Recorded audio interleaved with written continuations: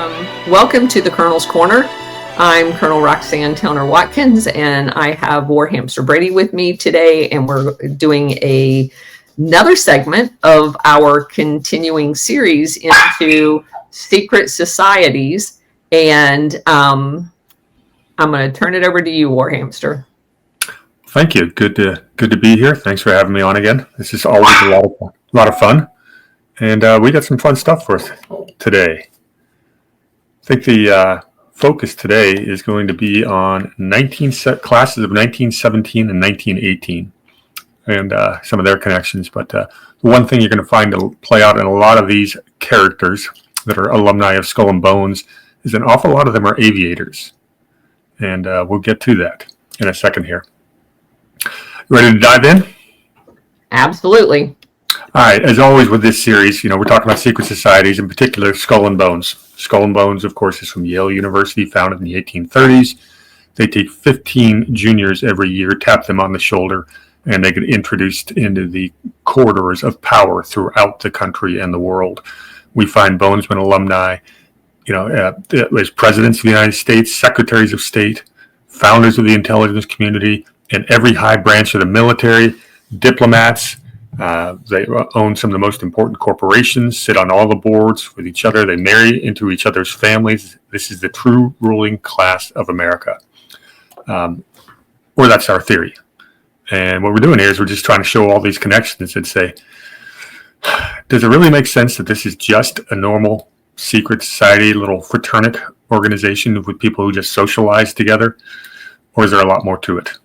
And I think when we uncover all of these connections, you start to draw the latter conclusion. And that's the purpose of this series. Who are the true rulers of the realm? All right, first Bonesman we're going to look at today is important. This guy by the name of Henry Neil Mallon, Bonesman class of 1917. He became really good friends with a guy at Yale by the name of Prescott Bush. He would become a World War I aviator, became a major in World War I for the U.S. Navy. Later on, he would become the president of a company we've talked about before named Dresser Industries. He became the president in 1928 at the age of 33. Dresser at the time was making equipment for the natural gas industry. Upon the founder of Dresser's death, a guy by the name of Solomon Robert Dresser, the firm, the descendants sold the company to W.A. Harriman and Company, or they took the company public, and W.A. Harriman, Skull and Bones, was the underwriting investment bank. They took the company public and they named Mallon to be the president and CEO at the age of 33, which is interesting. Mallon would go on to serve on a lot of boards of directors, but dozens of companies, a lot of them in construction and manufacturing. And that's going to be an important point here. So Mr. Henry Neil Mallon would then hire a gentleman from Yale, also a Bonesman later on, to come work for Dresser Industries in West Texas. That guy's name was George H.W. Bush. So he's friends with Prescott, hires the son. He was such a mentor to Bush that Bush named one of his sons Neil Mallon Bush. Now, Neil Mallon Bush was never a Bonesman, but he's worth mentioning because we've come across him before. He was famous for his role with the Silverado Savings and Loan in Colorado. That's one of the SNL scandal ones that we talk about when we talk about the Iran-Contra. That one starts to, that name comes up every once in a while. Neil Bush ended up paying about a $500,000 fine. His bank did and got off scot-free with no investigation whatsoever, thanks to his political connections.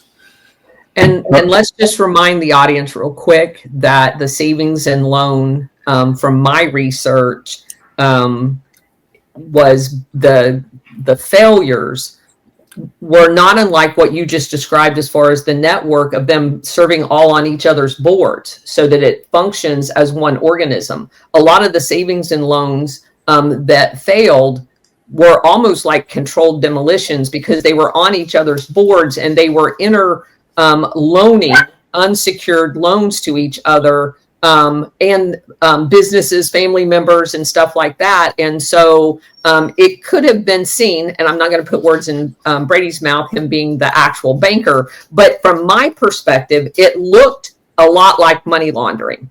I'm just going to leave it at that. Yeah, it did. And the whole thing had to do with deregulation of the banks, changing the amount of people who could. Used to be the savings and loans, you had to have, like, I think it was 300 people, owners, and now it got down to a single person could own it. And they ended up they did a lot of loans to themselves and their buddies. So that's absolutely the case. So Neil Bush, the unforgotten Bush, no one really talks about, is a pretty interesting guy. He's we should talk about him more, I think. My favorite connection is he was really good friends with the Hinckley family. That's where John Hinckley, who would shoot Reagan when Neil's father was the vice president of the United States. So fun connection with that, with Neil. He would go on to found something called Ignite Learning. And that was kind of an international, I want to say it's a computer-based education system very early on. And he raised a bunch of money for that. And the investors came from places like the British Virgin Islands, Kuwait, the UAR, and of course, there's a Russian oligarch named Boris Berezovsky, who was really good friends with Neil Bush. Berezovsky was an arch enemy of Putin, who's an oligarch Russian, and spent the rest of his life, his latter years in life, in exile in the United Kingdom. You've heard of Moscow and the Time River? Yeah, that's Boris Berezovsky. He's one of the poster children from that. And he is also one of the guys that was in bed with the Safra and the what was that, Hermitage investment in basically selling out Russia, which is why Putin basically insisted that he was either going to be held accountable or he's going to leave the country, because he was in on a network that the West was going to use after the collapse of the Soviet Union to basically take all of Russia's resources. Yeah, and there's a lot to that story about the oligarchs that all got exiled to the United Kingdom. There's stuff that's still coming out about that. There was a gigantic cover-up from the U.S. side. We even had Congress passing laws to protect some of these oligarchs, but that's neither here nor there. But it's interesting that Neil Bush, whose brother is a president, his father was a president, is buddies with this Russian oligarch. So Neil, a little bit later in 2017, would go on to found what's called the George H.W. Bush Foundation for U.S. and China Relations. Well, that's interesting because H.W. Bush was our first American delegate to promote U.S.-Chinese trade back in the 70s. So a lot of Bush-Chinese connections. He also founded something called Points of Light, which is supposed to be an international nonprofit. It's supposed to increase voluntarism around the world. What do we know about these international nonprofits? This one has 250 affiliates in over 22 countries, and it's still active. 1995 LA Times article says, this is a direct quote from the article, "The lone remnant of the Bush initiative has a look of a wasteful Washington-dependent operation. They took in $26.6 million in federal funds, and about $22.3 million of them was basically spent on what they called glitzy promotions." So it was a dirty foundation, but if you look up the Foundation Watch on these websites, it gets really good scores today. All right, that's enough about Neil. We talked about Dresser Industries, and it's important because we've talked about war profiteering, the corporations that do all the war profiteering. Well, it just so happens that the people who own those corporations also end up in positions like Secretary of State and other diplomatic positions, the people who start the wars. So it's war profiteering, and Dresser Industries is one of those. And by 1975, Dresser was about 28% in petroleum, 21% in industrial specialties, 24% energy processing and conversion, construction and mining, and refractories and minerals. That's what Dresser did. A lot of these are government contracts. They'd go on in the 80s to purchase Harvester's construction equipment business, which is big dig stuff. They would purchase American Standard's WABCO division, which is all the earth moving and mining, tunnel digging. They would merge with a big multinational conglomerate named Ingersoll Rand in 1987. And here's the big one where it gets fun. In 1998, Dresser Industries merges with Halliburton. That was hilarious. Yes. Well, that deal was negotiated by Dick Cheney during a weekend of quail hunting. Within a year, they had to settle a bunch of asbestos lawsuits, which dropped the stock by like 80%. So this is 1999. Following year, of course, Cheney becomes Bush's vice president, and we immediately go to war in Afghanistan and Iraq, and Halliburton stock price gets all the way back. So my only question was, anybody shot during the quail hunting? Apparently not that time. A little more about Dick Cheney, because he's a lot of fun. And I did this research when he was endorsing, what was her name? Kamala Harris. So Dick Cheney's actually went to Yale University, and he dropped out. So he was never in Skull and Bones. He then graduated from University of Wyoming. Joins the staff of a gentleman by the name of Donald Rumsfeld, who was the director of economic opportunity back in 1970. Cheney would go on to become the deputy assistant to the president in 74-75. That was Ford. Interesting is that Dick Cheney's the one who wrote the memo to use the Justice Department to limit the damage from Seymour Hersh's famous article about the U.S. subs tapping into Soviet undersea communications, also known as Operation Ivy Bells. Remember that one? Yes, I do. Yeah, that's Cheney who did the cover-up there. Becomes the White House chief of staff from 75 to 77, and then would manage Ford's 1976 presidential campaign. The one he lost. Yes. Jimmy Carter. Yes. So he goes back to Congress. Goes back to Wyoming, gets elected to Congress, where he sat from 79 to 89. He was the ranking member of the Select Committee to investigate Iran-Contra, which, of course, the Bushes were neck deep in. Then becomes H.W. Bush's Secretary of Defense from 89 to 93. What's going on then, 89 to 93? Iraq War. End of the Cold War. All that stuff. It was a complete change in Cold War foreign policy to whatever we've had since 1990. Basically regime toppling. It's always been regime toppling, but it was the transfer from communist to radical Islamist as the boogeyman. Sure. That's Cheney. He's the one who orchestrated all of that. He would also oversaw Operation Just Cause, which is, as you've talked about, the invasion of Panama. Do you know the story about when Noriega was hiding in the Vatican embassy? They got him out by blasting loud music outside the embassy 24/7. Yeah, I'm familiar with it. Fun. And the only reason we do that, by the way, is to eliminate the competition. Oh, Noriega got a little big for his britches. Yes, yeah, we've talked about that, and of course, he oversees the invasions of Iraq and Desert Storm in Panama. Then becomes the CEO of Halliburton. And then VP, where he pushes for invading Iraq. He's the one who pushed the weapons of mass destruction lie, I should say. He's the one who pushed the NSA wiretapping and enhanced interrogation. So he's a super nice guy.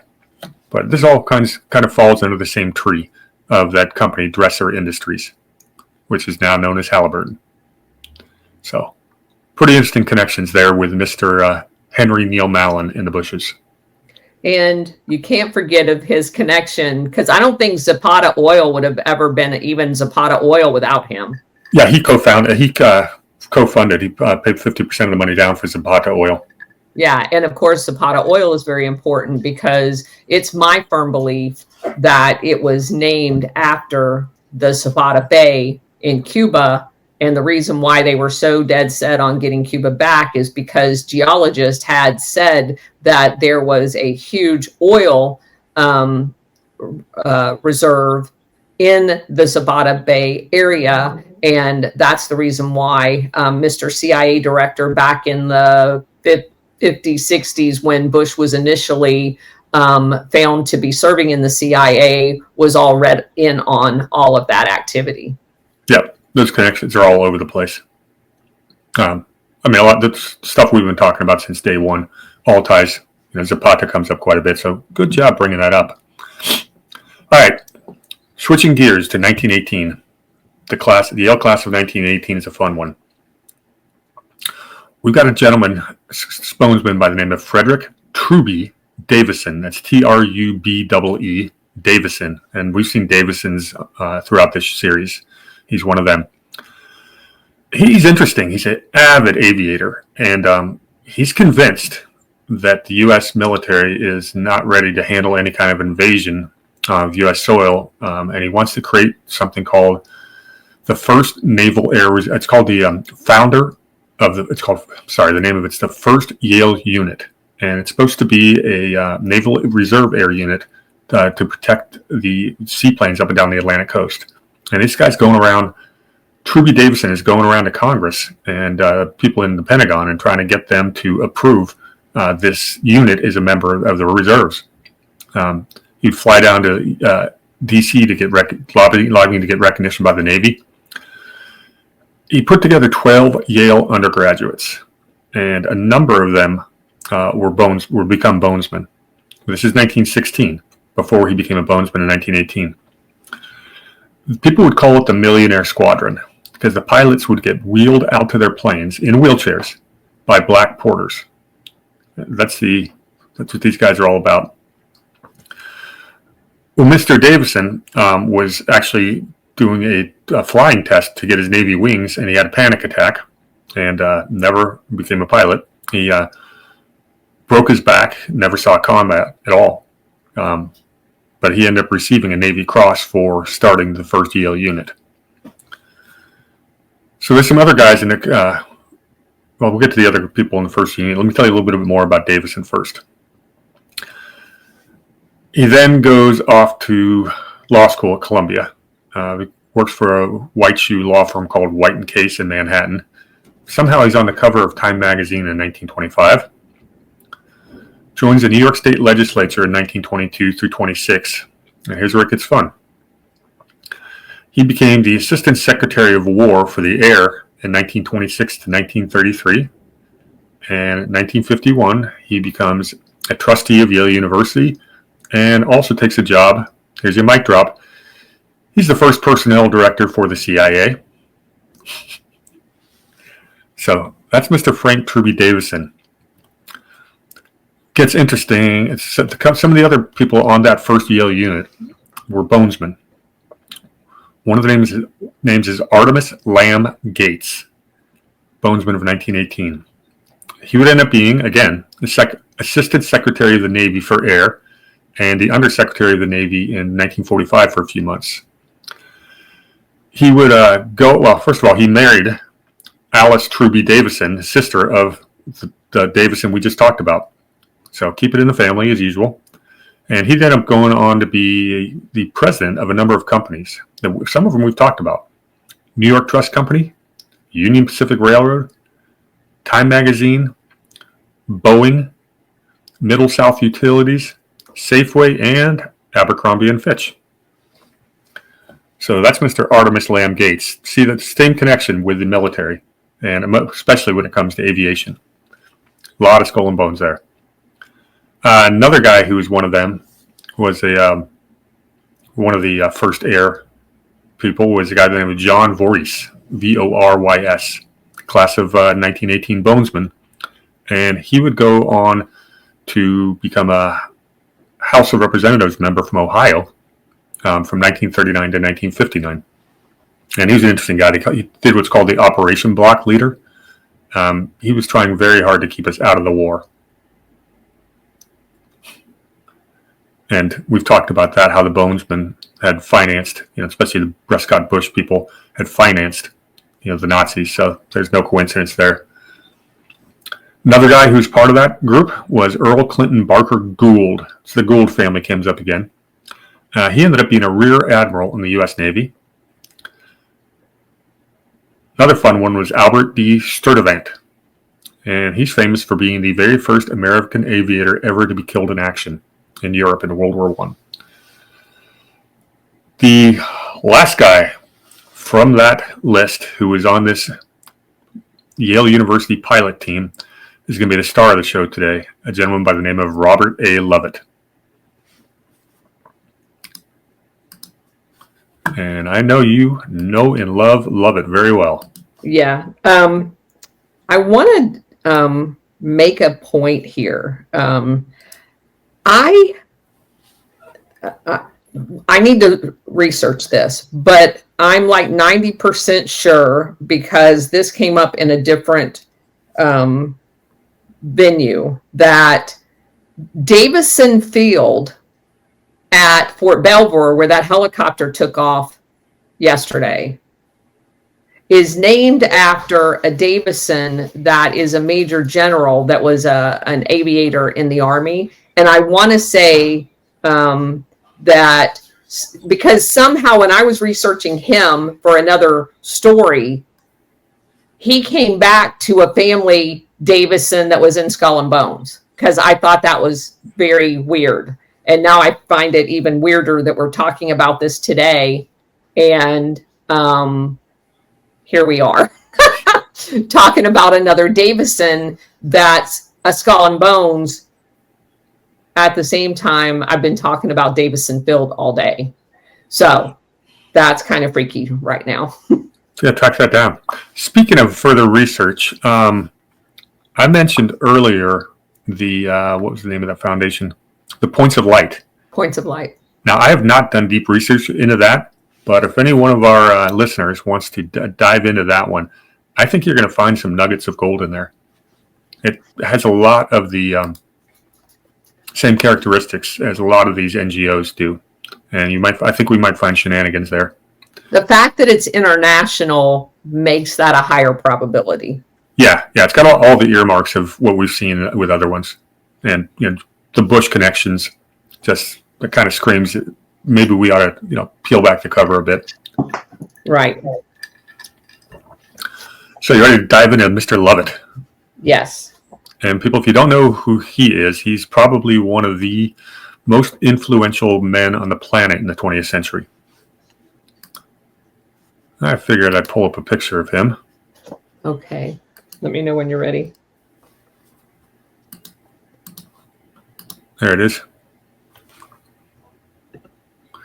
This is Mr. Lovitt being sworn in for one of his many roles. I can't tell who that is on his left. The guy who's holding the Bible. Do you recognize that face? No. Yeah, neither do I. I should have done Somebody in the audience might. Yeah, see if anyone gets it. All right, so let's talk about Mr. Lovitt. Obviously, he's into aviation because he's a member of that club. Gets tapped to be in Skull and Bones in 1918. He's the son of Robert S. Lovitt. This is Robert A. Lovitt.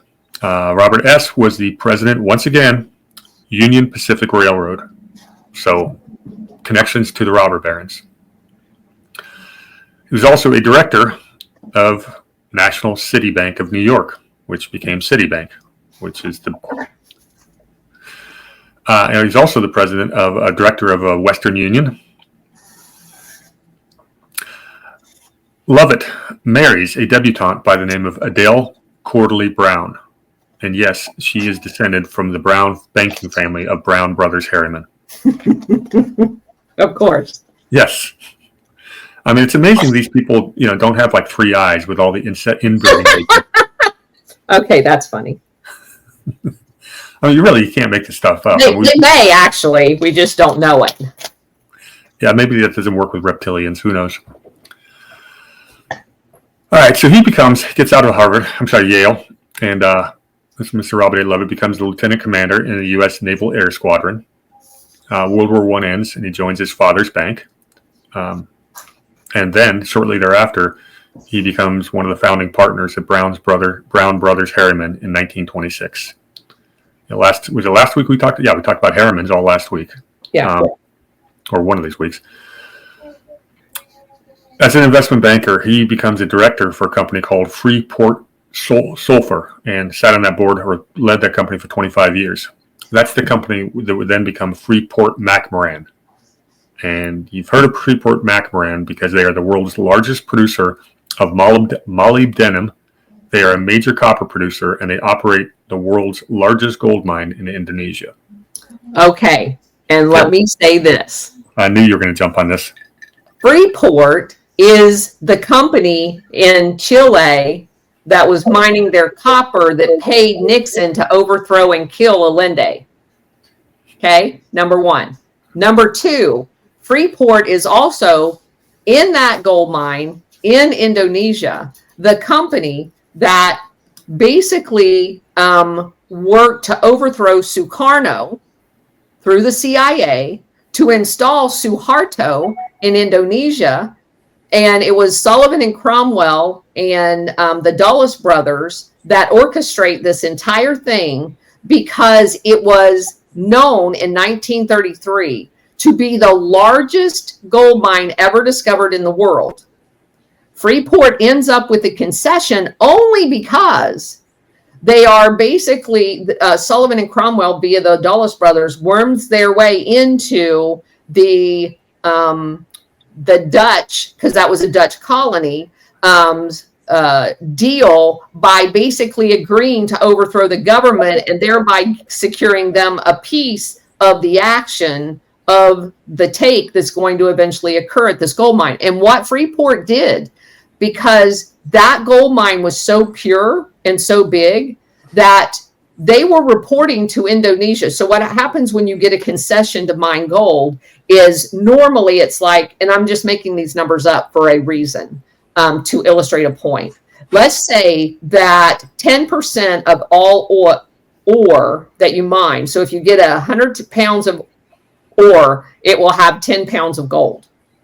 This had 3 times that amount, but the gold that was taken out and reported to the Indonesian government was the normal take. So they were pocketing 2 for every 1 that they reported and recompensated the Indonesian government for their share of the profits of the gold. So they were literally stealing gold. Go ahead. Well, that's a theme. That's going to be a theme later today as well. Stealing gold. Funny historic side note. Indonesia now owns 51% of that mine. They took ownership back from Freeport-McMoRan, and that happened just the last decade. But the other interesting thing about all those connections is, we talk about all these gladio operations, what some people like to call the color revolutions, etc. They're almost always done because some multinational U.S. corporation wants to get cheap resources or cheap labor. It's a common theme. And if you look at the industries that Lovitt is involved in, it just points directly to that. Copper producers, molybdenum, gold mines, all this. It just absolutely fits the pattern. So he's making his money on the private side, doing quite well, using all his connections. Then the war breaks out, and he gets named. Remember, he flew in the Navy for a year or two, and has been an investment banker ever since. But now he gets named as a special assistant for air affairs for the Secretary of War Henry Stimson, who we featured earlier as one of the bonesmen. In that same hiring class was McGeorge Bundy, who we just talked about, and of course John J. McCloy. We're also special assistants to Stimson. So he's keeping great company. In 1941, he becomes the Assistant Secretary for War, Secretary of War for Air. These titles were tougher back then. Is he in there? Oops. I think you muted yourself. Yeah, there you go. The Old Boys, the American Elite, and the Origins of the CIA refers to Assistant Secretary of War John McCloy and Robert Lovitt as the Heavenly Twins because of their air associations. Interesting.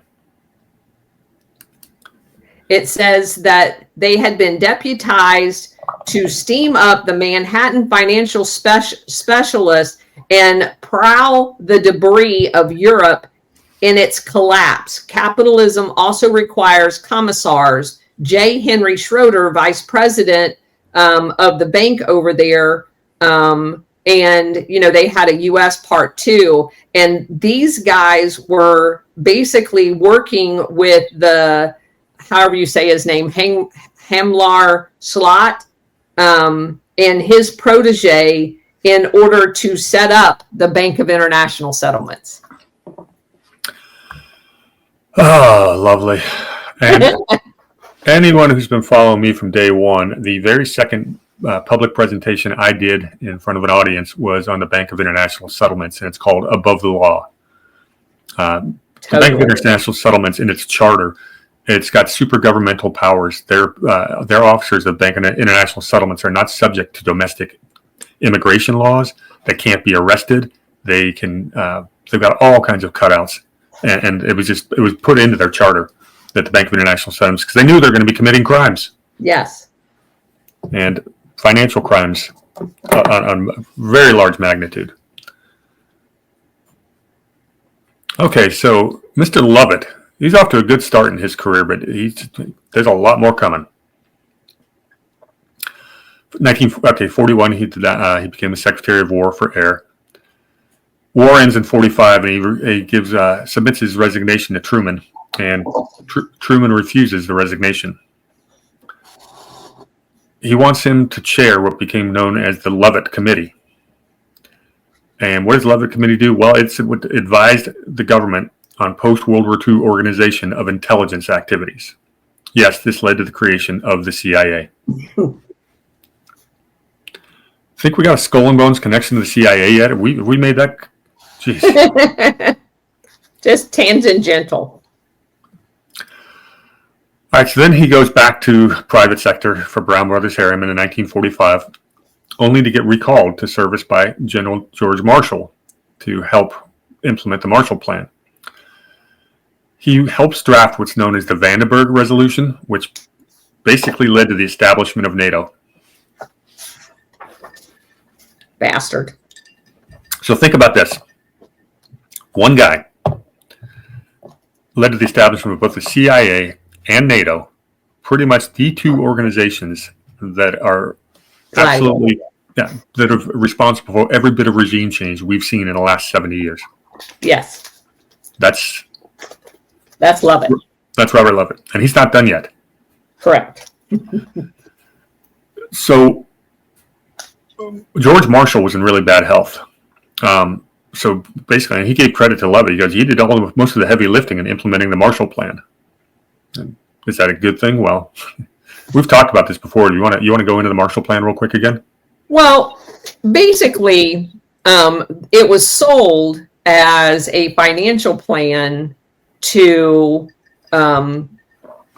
basically rebuild Europe from the devastation of World War II. That's what it was sold at. Your point is that because of the need in the United States to prop up the military-industrial complex from an economy standpoint, that basically it was money laundering. It was taking our money over there and buying our stuff from there as if we were giving them foreign aid to buy our stuff, which of course is what we do today. So it began this perpetual money laundering of buying military-industrial complex items under the guise of it being for a foreign country, when in fact it was for NATO, which then all gets turned on us. So, but during that process, a significant amount of the money, and I'm not talking chump change, I'm talking a significant amount of it, got siphoned off under the plan of creating Operation Gladio and creating these stay-behinds, because they were just at this point standing up Chiang Kai-shek in the heroin market that is going to be used covertly to fund it. So they were, the jumpstart seed money for Operation Gladio came via the Marshall Plan.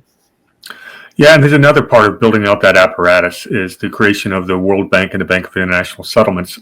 They would lend money to all these other countries, so they would have money to buy goods from the American manufacturers. And again, World War II is the only militarizing our economy is the only way we got out of the Great Depression. And had we downsized it completely, we would have gone right back into the Depression. And that's really the impetus behind the Marshall Plan. But all these countries are now then basically debtors to the World Bank and the Bank of International Settlements. It's monetary control. It's basically just, what do we call it? We did a show a while back. What do we call it? Recolonization. That's what it was. It was financial weaponry. Yes. And there's Lovitt right there in the middle of all of this. And again, he's an international banker. He's an investment banker. Perfect guy. Go ahead. I'm sorry. Let me know when you're done. Yeah, he's just the perfect. He's got the right skill set to implement, all these plans. It's it's warfare, done with a tie on.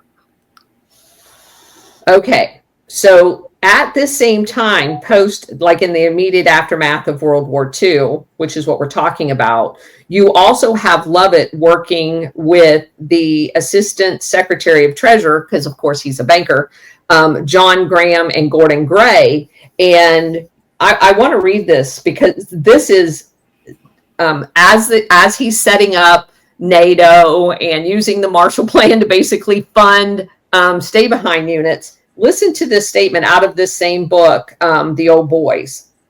It would be constituted to counter the vicious covert activities of the Soviet Union, its satellite countries, and communist groups to discredit the aims and activities of the U.S. and Western powers. And they're talking about, what they're doing. They're funding the Marshall Plan, and the Marshall Plan is going to be used to basically do this. It also says its efforts were to be so planned and conducted, meaning Operation Gladio, that they were to break the surface of the U.S. government could plausibly disclaim any responsibility.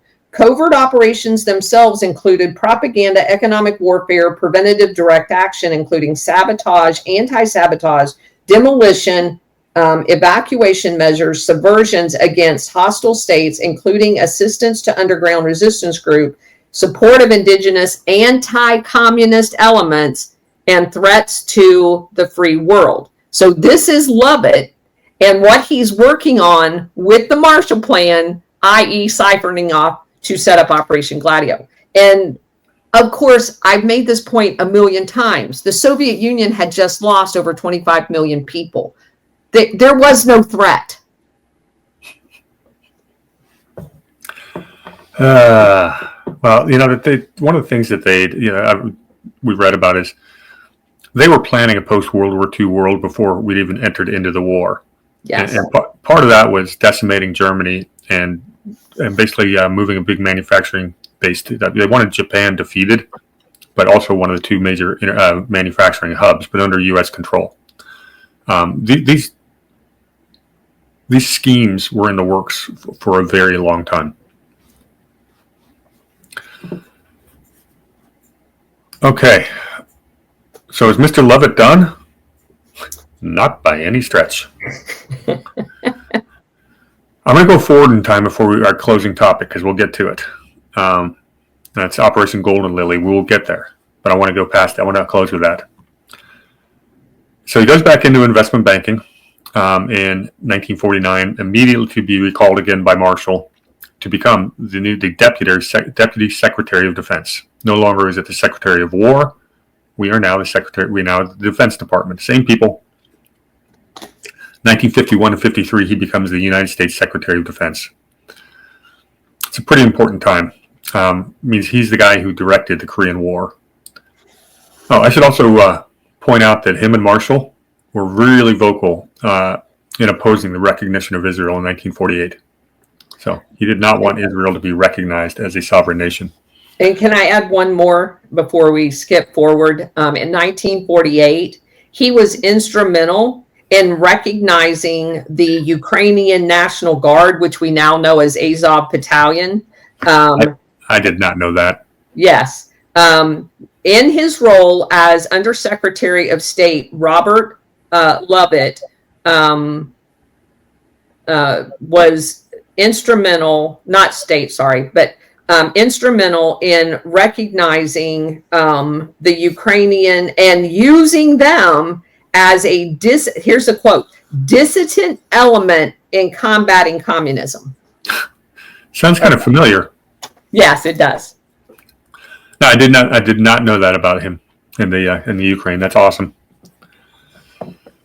Okay, so he's always arguing for a bigger military. He would say, look, the U.S. goes from full throttle military when we're in war to zero, when we're not, and we need to have some kind of in between.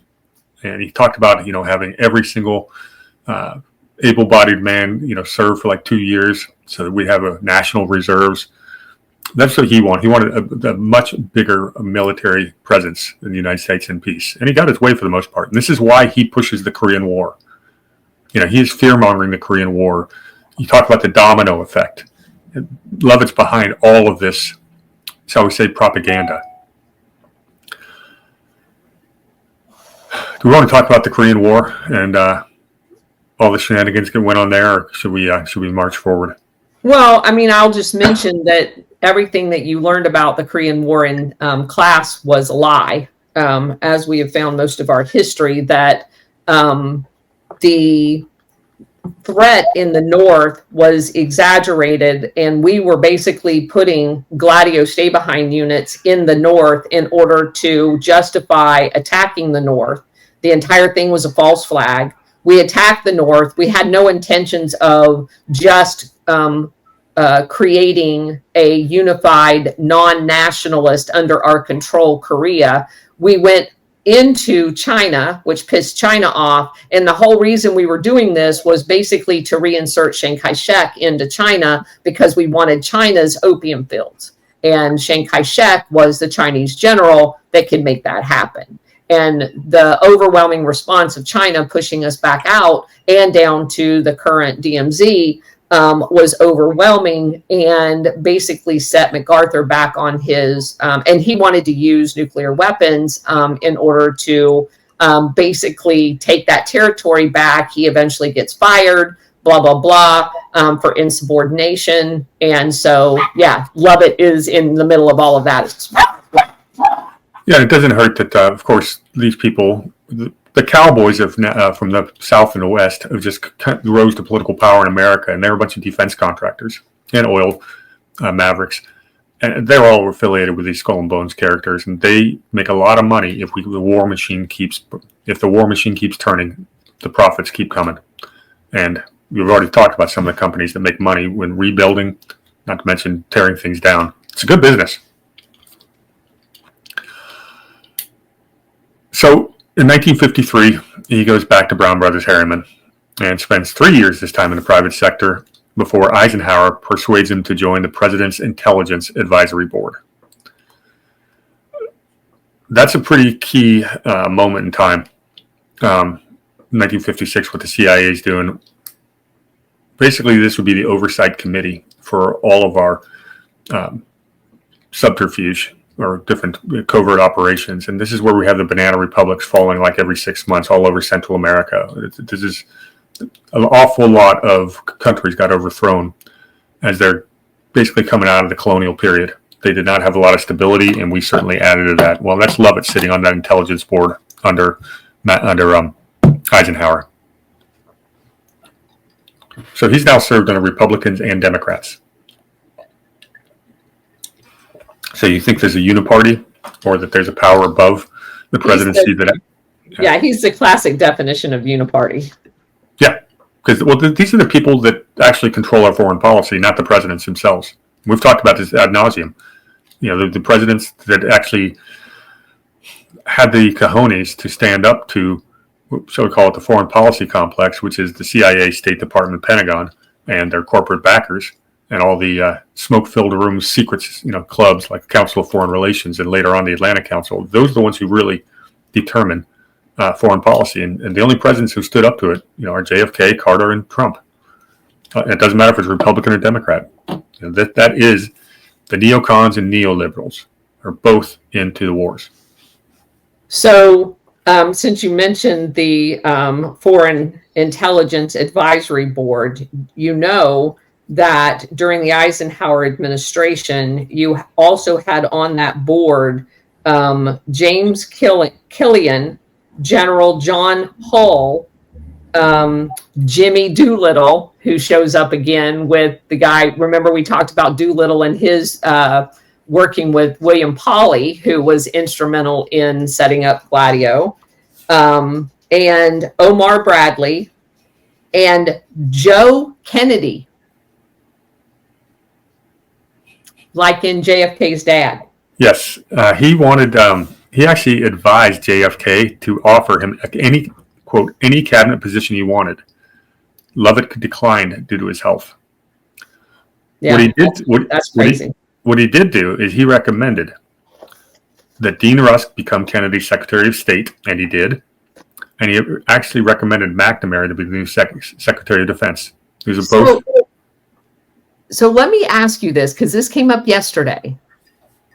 Don't you think it's weird that they stayed on through Johnson? Yeah. Like totally weird? Well, the big agenda there was Vietnam, and they weren't changing policy. Johnson to Nixon was not going to get you out of Vietnam the first term. I know, but to me, as diabolically different as Johnson and Kennedy was, to have all of the major kingpins stay, it tells you what you just said is unequivocally true. The president is not even relevant.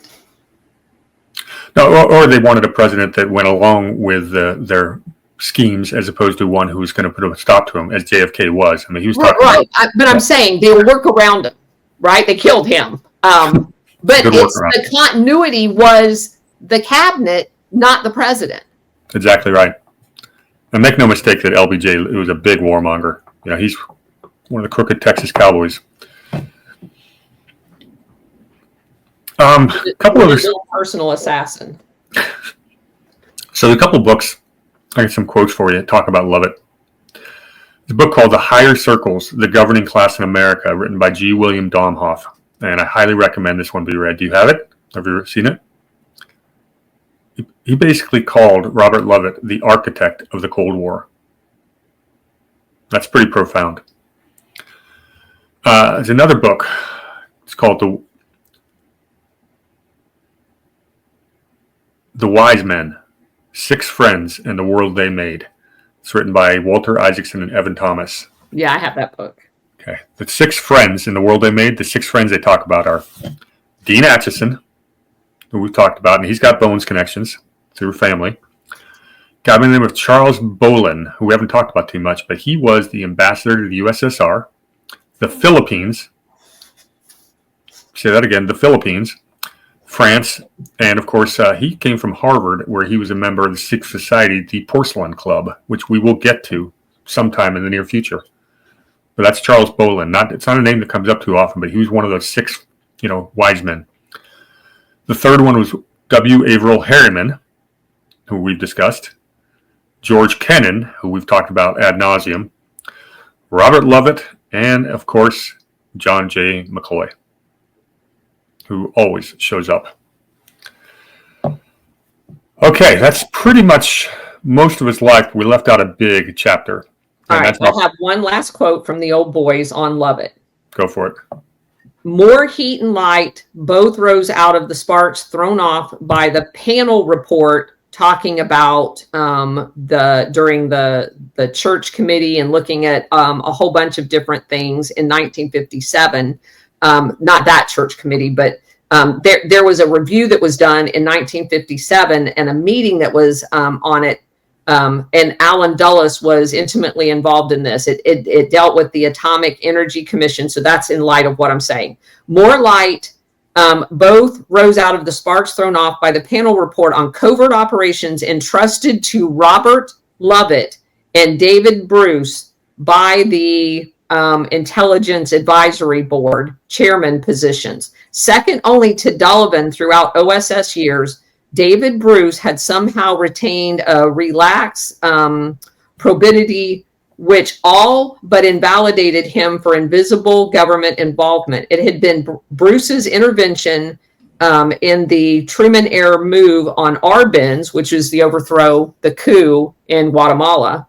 And now this perusal of all the garbage thrown in behind the CIA after 4 years of Dulles's management left Bruce alarmed. Quote, This is a Lovitt quote.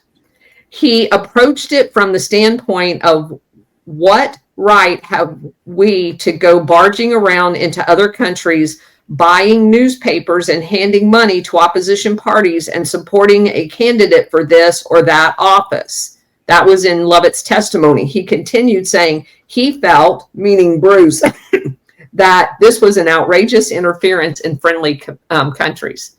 But Lovitt did not feel the same way. We know who won that argument. All right. So we can't talk about Lovitt without talking about Operation Golden Lily. Go for it. I'll just give the brief background of it, and you can start filling in all the gaps. Now, what's interesting, people need to understand, is Operation Golden Lily was something that was supposed to be kept a secret, and we really don't have a whole lot of documentation. So there's more than one theory on some of this stuff. I'm not sure exactly what is correct, but I'll tell you the story the way I think is the most likely, and it's going to the colonel is going to alter some of it because she's done more reading on the subject than I have. And I haven't changed my tune. I know there's more out there. But it really goes back to, well, first of all, you got to realize, for 6,000 years in East Asia and China, gold has been a big deal. It's a very old civilization. There's a lot of gold. When you see estimates for the amount of gold bullion that has ever been mined, it says like 170 billion tons. That is not true. There may have been more than that involved in Operation Golden Lily alone. So what happened when the Japanese were rampaging across Asia, starting around 1937, what's called the Rape of Nanking, they've basically been getting all the confiscating, and they had this, what was the guy's name? Prince Chichibu had these teams that were rampaging and confiscating gold and other precious metals and jewels and gems. And they had 7 or 8 years of doing this throughout Asia. And Japan was wreaking havoc everywhere. Their plan was to have it all go to the Philippines. It's sort of like a way station. And their idea was that they were anticipating a peace with the Americans where Japan would maintain control over the Philippines. Well, that didn't happen. Obviously, American subs started playing havoc on the trade routes going from the Philippines to Japan. So instead of shipping all the goods back to Japan, they started taking prisoners of war, forcing them to dig these 100-foot deep caches all across the island. It's estimated there was about 175 of them. This is known as Yamashita's gold, General Yamashita. Well, when MacArthur takes back the Philippines, when he makes his triumphant return, which is why he's a hero in the Philippines, they get a hold of a limo driver from one of the Japanese generals who gives them a map or gives the locations of some of the stashes of gold. It was such a big deal. MacArthur jumps on a plane, flies all the way back to D.C., and he meets with Truman and 3 other gentlemen who are on the war board. One of them is Robert Lovitt, another one's John J. McCloy, and a third is a guy named Anderson. And so the narrative, one of the narratives is a lot of that money ended up in what's called the Anderson Trust and has been used to finance covert operations around the world ever since. Now I'm going to turn this over to the Colonel because she's going to add a lot more flavor. So this is so big. We did a big, the Seagraves, a couple, has written probably the most well-researched book. I did a whole book review on it, several shows that basically goes over all of this. And I highly recommend it. It's on the Colonel's Corner on my Rumble channel. Because basically, yes, they took, it was so much more than just gold. It was all of the gems. It was all of the silver. It was all of the copper. They were even taking kitchen sinks out of houses throughout China, Indonesia, every place, Korea, Vietnam. They gathered up all of Asians, everywhere a Japanese soldier stepped foot. They knew that China didn't trust their finance system and that they had their precious belongings in their backyard. They dug up, literally, they sent out hundreds of thousands of people to dig up people's backyard to find all of this loot. And so while 95% of it went to the Philippines, about 5% of it was actually in the emperor's bank. He had his own personal bank and his palace. So there was two grandsons, princes, that were on duty in the Philippines while the general did all of the legwork. The princes created a mapping system to account for where all of the digs were. And so they did underground exfiltration using POWs, businessmen that had been captured on all of these islands, and civilians. And then once they got the entire like football field of underground tunnels going off, hidden, they made special porcelain to close it up and painted it to make it look like it blended in. Booby traps And all of these with cyanide in glass vials, this powdery sand that would come in on you and suffocate you if you were to even go down one of these things. But the maps had symbolisms on them that told you exactly where all of the booby traps were. And the princes are the ones that created the mapping system. And there was a little boy that was used as an aide that knew where all the maps were.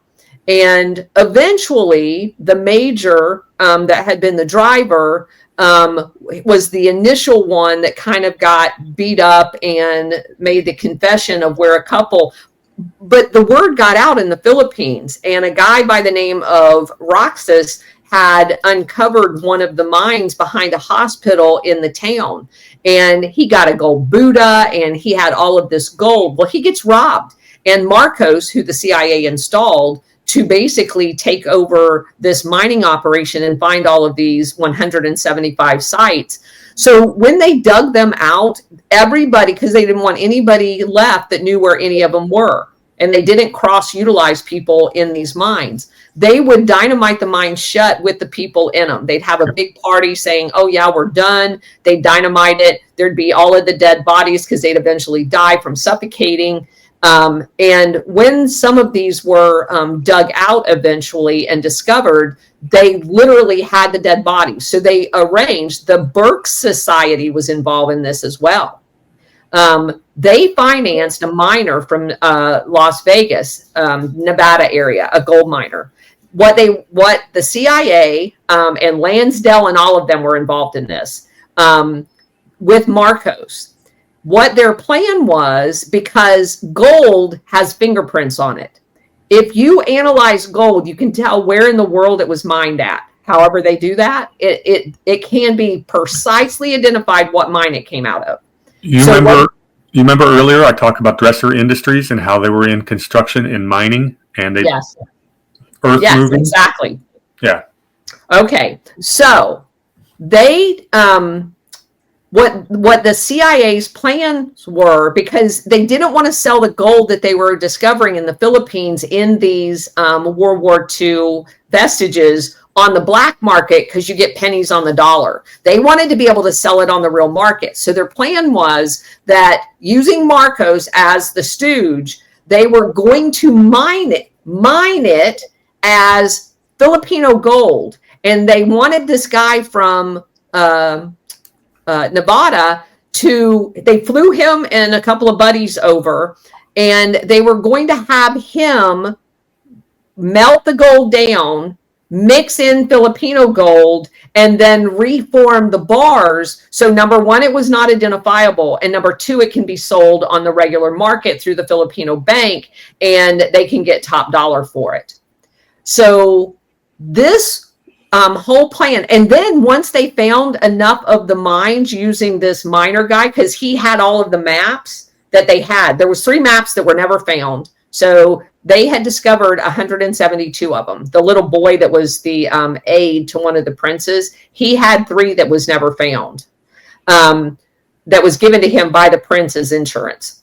So the 172 others, when they found the first few of them, they figured out that they thought they could read the maps well enough now, having used this miner guy that figured out the coding on it.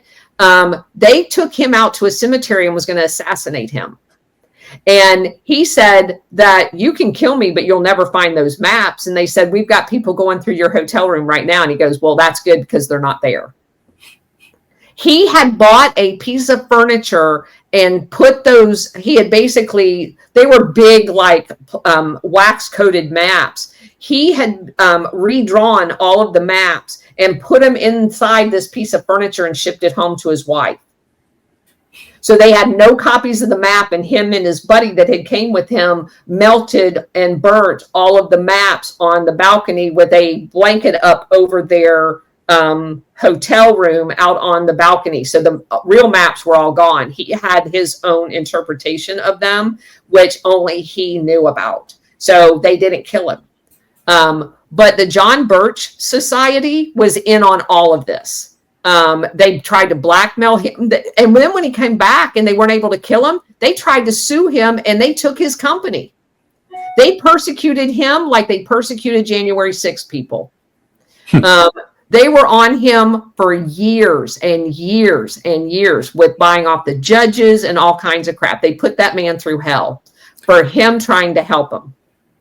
I remember the story of there was a plane load of gold ingots that landed in Europe, which they tried to say was from South America. It was not. The bottom line is we're talking about probably the biggest treasure in the history of mankind. This is bigger than King Solomon. Oh, it was trillions and trillions, yes. Yeah, and that's all controlled today, well, probably to this day. There's not a whole lot of records of it, by the Anderson Trust, which was basically managed by Lovitt, McCloy, and Anderson. 3 guys that Truman picked. So one other piece of this, because it relates to what's going on today.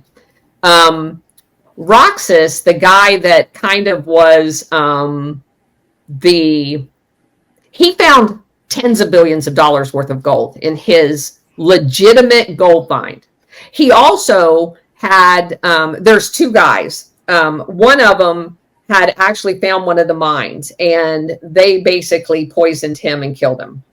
There was another guy that had basically was kind of the money launderer for them, and he got like 10% of everything that he would go around the world and he would put money in banks. And I think it was just a daughter, but anyway, his heirs and his bookkeeper, there was like this jingle and all kinds of codes to get into all of these book accounts or bank accounts that his 10%, not the big bank accounts, just the ones that were his, which was his 10% cut, which ended up being worth billions of dollars. And the bank, like Citibank, they were in all of the big banks. They were in HSBC. They were in Citibank. They were in Bank of America. They were in all of the big banks. And I'm talking tens of billions of dollars, if not hundreds of billions of dollars worth of gold. And just a friendly reminder that both Citibank and Chase Manhattan are both banks with deep Skull and Bones and Rockefeller connections. Correct. So the accountant and the heir shows up at Citibank in New York City to demand the gold after he died. The next day, the president of Citibank ships all of that gold to the Bahamas. They never got an ounce of the gold. And that gold's floating around somewhere on banks' books right now. Yeah, and I couldn't flood the market with it because it would have depressed the price of gold if you double the supply. But doesn't mean you can't count it as an asset. And as we all know banks, the auditing process. I mean, and fractional loans. I mean, they want that asset on their books. Sure, because they can lend against it. Yes. And of course, we've never even audited Fort Knox, or not anytime recently. So where is all the gold? Where is all of the gold? So that's Mr. Lovitt. That's the whole class of 1918. They had a lot of influence on this world from just one little group of 15 people at Yale University. So is that just a friendly fraternity, or are we talking about the true rulers of the realm, the puppet masters in the dark, smoky rooms that really, control the fate of nations? Yeah. And I mean, again, they're at the helm. Because obviously they're old enough, graduating in that class, they're old enough by the time World War II comes around to be in all of the key positions to create Operation Gladio. So now you've got your Bank of International Settlements, the World Bank, the IMF. So you've got the financial war already won. You've got the physical war via paramilitary Operation Gladio already won. You're living high at this point, right? So now all you have to do is use Operation Gladio and the finance system to blackmail all the politicians, and your three form of power, economic, political, and military, is captured by this class and the ones that come behind it. Very well said. It's interesting. You got these people in their mid-30s are getting trusted and put in these trusted positions, dictating America's foreign policy and our military stuff. But how is it that they earn this element of trust? It's because of the connection they all have to each other. They were born into it. They're from the blue blood families. And do they have some kind of a cult? Do they have blackmail on each other? Is there some kind of a cult connection? Probably. We don't know that for certain. But, it's pretty amazing that it's the same people keep popping up in all of these positions over and over and over again. You'd think just by random chance there'd be a few more outsiders. But you don't need blackmail over people that are your inbred relatives. They want blackmail over everybody else. I wonder if they're taught all these secrets, as they're growing up, or is there some kind of ritual when they finally get revealed? I don't know how that works, but none of them ever seem to spill the beans. That's for sure. No. And I do find it all very interesting. And just to make this applicable to today, you look at the rigmarole that we went through with Pete Hegseth to be the Secretary of Defense. And these guys were the Secretary of Defense and the Secretary of Treasury and all of these other positions, the governor of Europe, under the Marshall Plan, McCloy, at a much younger age than what Hegseth is today. And he's, supposedly inexperienced. Unqualified. Unqualified. Yes. They're already trying to blame the helicopter crash on him, which is pretty hysterical. That's like blaming Trump for the price of eggs 6 days after he's been in office. After they killed 22 million chickens. Yeah.